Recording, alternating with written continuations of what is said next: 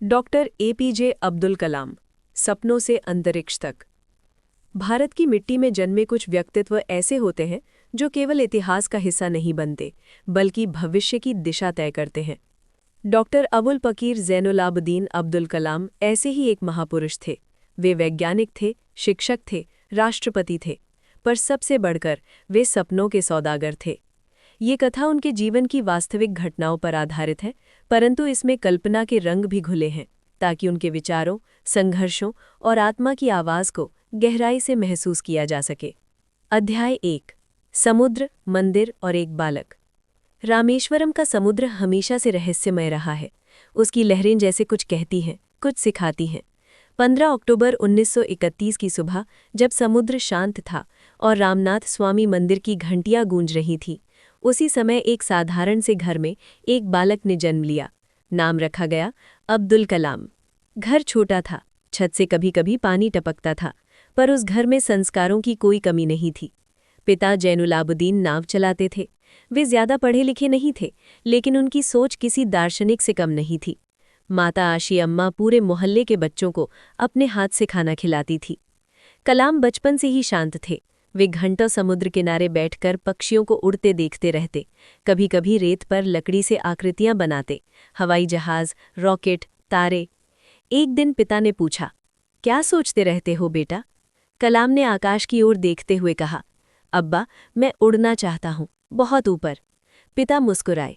उन्होंने सिर पर हाथ रखा और कहा, अगर नीयत साफ हो तो ऊपर जाने से कोई नहीं रोक सकता। अध्याय 2। गरीबी, अखबार और आत्मसम्मान। घर की आर्थिक स्थिति अच्छी नहीं थी। कलाम को छोटी उम्र में ही काम करना पड़ा। वे सुबह सुबह अखबार बांटते और फिर स्कूल जाते। कुछ बच्चे उनका मजाक उड़ाते, अरे देखो, अखबार वाला वैज्ञानिक बनेगा।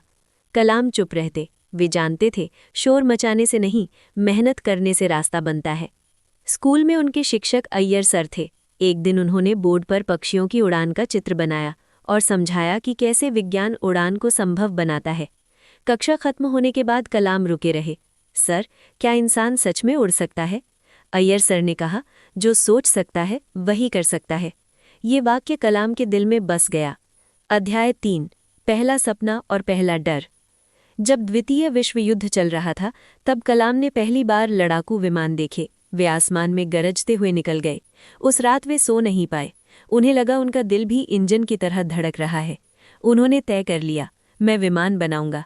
लेकिन रास्ता आसान नहीं था। कॉलेज की फीस, किताबें, रहने का खर्च, सब चिंता का विषय था। माँ ने अपनी चूड़ियां बेच दी। पिता ने कहा, पढ़ाई कभी बोझ नहीं होती। कलाम ने उसी दिन मन में प्रण लिया, मैं इस कर्ज को सफलता से चुकाऊंगा। अध्याय 4। Madras institute of technology. MIT में प्रवेश मिलना आसान नहीं था, लेकिन कलाम की मेहनत रंग लाई। यहाँ उनकी जिंदगी पूरी तरह बदल गई। यहाँ दबाव था, प्रतिस्पर्धा थी, असफलता का डर था। एक प्रोजेक्ट में वो पीछे रह गए। प्रोफेसर ने सख्त शब्दों में कहा, 3 दिन में पूरा करो, नहीं तो सीट छोड़नी होगी। 3 दिन, 3 रातें, नींद नहीं, खाना नहीं। चौथे दिन जब प्रोजेक्ट तैयार हुआ, प्रोफेसर ने कहा, अब मुझे यकीन है तुम कुछ बड़ा करोगे। उस दिन कलाम ने जाना, डर मेहनत के आगे टिक नहीं सकता। अध्याय 5। टूटा सपना, बदली दिशा। कलाम का सपना था वायुसेना का पायलट बनना। उन्होंने परीक्षा दी, इंटरव्यू दिया। जब रिजल्ट आया, उनका नाम सूची में नहीं था। वे 9वें स्थान पर थे। उनका दिल टूट गया। वे अकेले ऋषिकेश चले गए। गंगा किनारे बैठकर रो पड़े। तभी एक साधु ने कहा, जो नहीं मिला वो भी तुम्हारी यात्रा का हिस्सा है। उस दिन कलाम समझ गए, ईश्वर कभी दरवाजा बंद नहीं करता, सिर्फ रास्ता बदलता है। अध्याय 6। इसरो, प्रयोग, असफलता और विश्वास।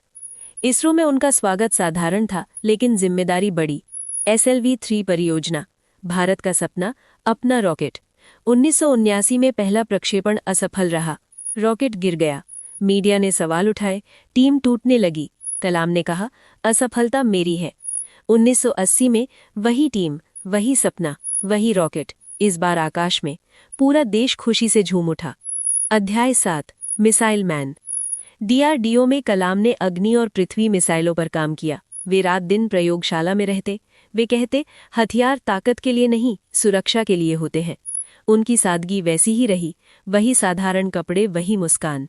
अध्याय 8। राष्ट्रपति नहीं, शिक्षक। 2002 में वे राष्ट्रपति बने। राष्ट्रपति भवन में भी वे वही कलाम थे। बच्चों को बुलाते, पत्र लिखते। वे कहते, मेरा सबसे बड़ा सम्मान छात्रों का प्यार है। अध्याय 9, अंतिम उड़ान। 2015, शिलोंग। IIM में भाषण। वाक्य अधूरा रह गया। शरीर गिरा, विचार अमर हो गया।